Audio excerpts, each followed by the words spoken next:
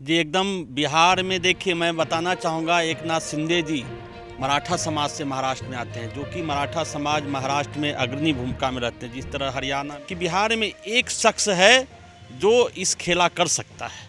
इस कमज़ोर सत्ता वाले कमज़ोर मुख्यमंत्री को जो 43 सीट 40 सीट लाकर सत्ता का सुख भोग रहे हैं, अगर बिहार में एक शख्स हैं वो ललन सिंह जी हैं कि आज चाहेंगे तो जदयू को 30 से 35 विधायक तोड़ सकते हैं, कांग्रेस से 15 से 16 विधायक तोड़कर और भाजपा के सहयोग से बिहार में एक अस्थिर सरकार, एक स्टेबल गवर्नमेंट और एक प्रशासनिक क्षमता वाला सरकार बनाने की क्षमता ललन सिंह जी में है। बस कि आप अपना 2010 का जो अपमान हुआ था, नीतीश कुमार जी ने आपको जो अपमान किया है, अभी सही समय है, सही जगह चोट मारिए और बिहार में सत्ता परिवर्तन करके 62 साल बाद एक भूमियार समाज का बेटा अगर बिहार के गद्दी पे बैठता है तो समाज के साथ साथ बिहार को भी आप पे गर्व होगा और बिहार को भी एक अच्छी सरकार मिलेगा।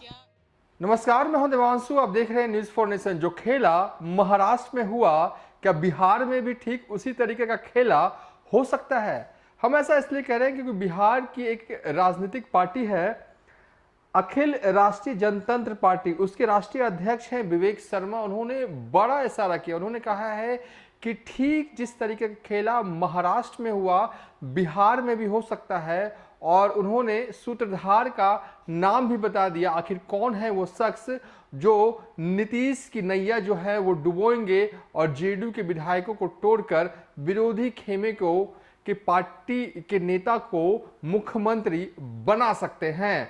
तो सबसे पहले विवेक शर्मा का पूरा बयान सुनिए।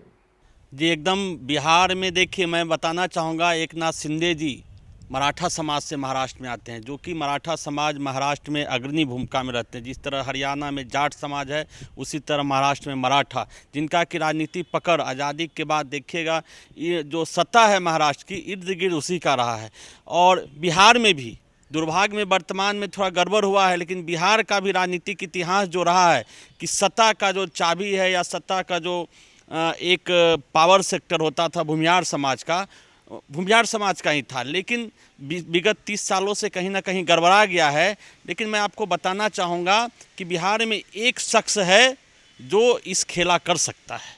इस कमज़ोर सत्ता वाले कमज़ोर मुख्यमंत्री को जो 43 सीट 40 सीट लाकर सत्ता का सुख भोग रहे हैं, अगर बिहार में एक शख्स हैं वो ललन सिंह जी हैं कि आज चाहेंगे तो जदयू को 30 से 35 विधायक तोड़ सकते हैं, कांग्रेस से 15 से 16 विधायक तोड़कर और भाजपा के सहयोग से बिहार में एक अस्थिर सरकार, एक स्टेबल गवर्नमेंट और एक प्रशासनिक क्षमता वाला सरकार बनाने की क्षमता ललन सिंह जी में है। बस ललन सिंह जी का चाह होना चाहिए। आप लोग के माध्यम से मैं उनसे गुजारिश करूंगा, निवेदन करूंगा कि आप अपना 2010 का जो अपमान हुआ था, नीतीश कुमार जी ने आपको जो अपमान किया है, अभी सही समय है, सही जगह चोट मारिए और बिहार में सत्ता परिवर्तन करके 62 साल बाद एक भूमियार समाज का बेटा अगर बिहार के गद्दी पे बैठता है तो समाज के साथ साथ बिहार को भी आप पे गर्व होगा और बिहार को भी एक अच्छी सरकार मिलेगा। क्या ललन सिंह एक नाथ शिंदे साबित होंगे? उन्हीं में क्षमता है। देखिए बिहार में एक ही शख्स है जिसमें क्षमता है, राजनीति में तोड़ जोड़ में माहिर हैं, चाणक्य हैं।